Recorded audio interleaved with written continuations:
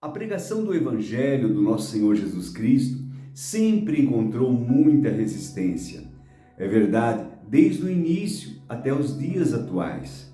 Quando Paulo começou a pregar em Éfeso e a manifestar, falar das boas novas do Evangelho, como alguns diziam, falar do caminho, da verdade, da vida que é Jesus, então trouxe muita perseguição, muito incômodo para alguns.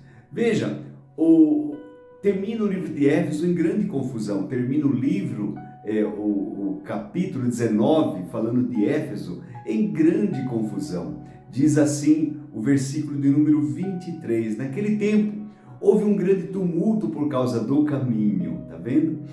Um ourives chamado Demétrio, que fazia miniaturas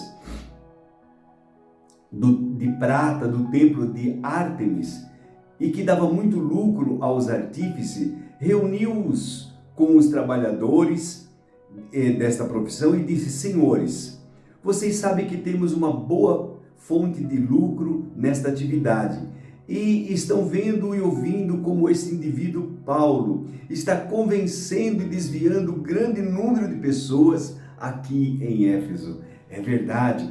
Paulo, quando pregou, quando veio trazendo as boas novas do Evangelho, desviou, tirou as pessoas daquele caminho. Por quê? Qual era a razão? O que Paulo pregava?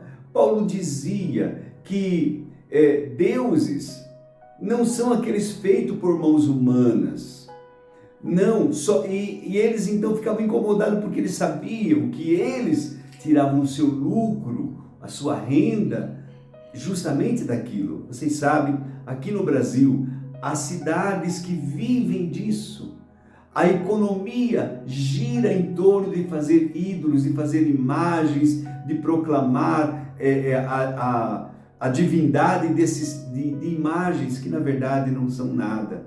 São obras de homens. E é tão importante nós lembrarmos disso, irmãos. Tão importante nós lembrarmos que o nosso Senhor Jesus nos ensinou a adorar somente a Deus. Jesus, quando veio, ele veio e revelou o Pai, revelou Deus como nosso Pai. Mas ele disse: somente o Senhor adorarás, somente a Ele preste culto. E as pessoas, infelizmente, não levam isso em conta e continuam por causa da ignorância, porque não há ninguém que fale, porque não há ninguém que explique, não há ninguém que mostre a eles que Deus é um só. E Ele não admite, Deus não admite a idolatria, amados. Não admite isso.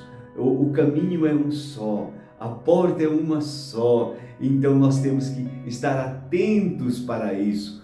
O livro de Atos, no capítulo 19, mostra então uma grande divergência, um grande tumulto por causa disso. Havia lá um templo enorme de uma deusa que em grego era chamada Ártemis.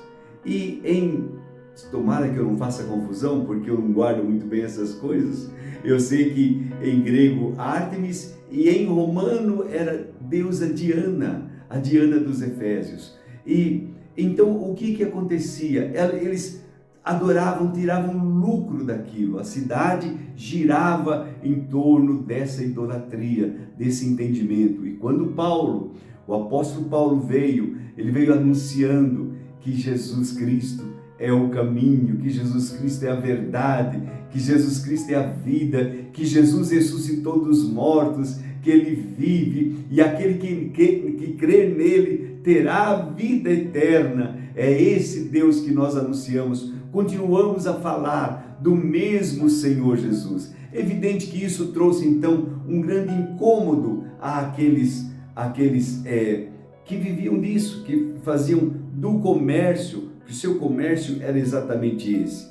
E eles então queriam acabar com Paulo, né?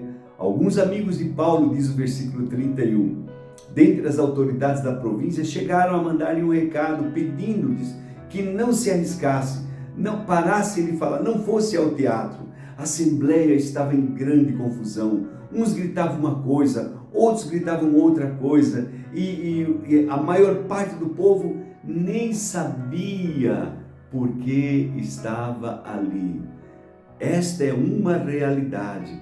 A maior parte do povo nem compreende, não sabe o porquê adoram imagens, o porquê estão ali. É uma tradição às vezes que veio do pai, da mãe, e ninguém, um líder não se levanta para corrigi-los. Por que não se levantam? Porque eles dependem, o lucro deles, infelizmente, depende daquilo. Por isso, eles não se levantam para falar a verdade ao povo. É necessário que o evangelho seja pregado, anunciado, irmãos.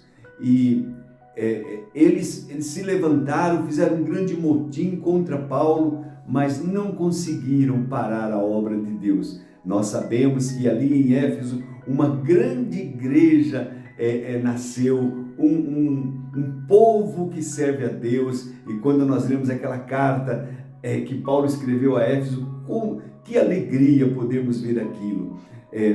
Eu fico assim admirado. Em tudo isso, o reino de Deus tem vitória. Em tudo, Deus deu vitória aos seus servos e ali nasce a igreja, porque Deus tem em cada cidade, gente, um povo que é dele. Nós gostaríamos que todos fossem salvos, assim como é a vontade de Deus que todos sejam salvos. Mas nós sabemos que isso depende de cada um, depende da pessoa desejar, querer, desejar nascer de novo. Eu oro para que isso aconteça com a tua vida. Se você ainda não tem um novo nascimento, que você receba e venha para o caminho. O caminho é Jesus. Amém? Eu convido você a orar, se você puder, quiser, desejar falar com Deus nesse momento junto conosco. Nós vamos orar em nome do Senhor Jesus. Querido Pai Celestial, te dou graças porque mais uma vez o Senhor nos dá esta liberdade, esta oportunidade de pregar a Tua Palavra, de meditar na Tua Palavra, Senhor, e de saber que, como nos dias de Paulo, como aconteceu em Éfeso, também acontece entre nós. E nós somos, meu Deus, às vezes impedidos de pregar, de fazer a Tua vontade, de cumprir aquilo que está no Teu coração.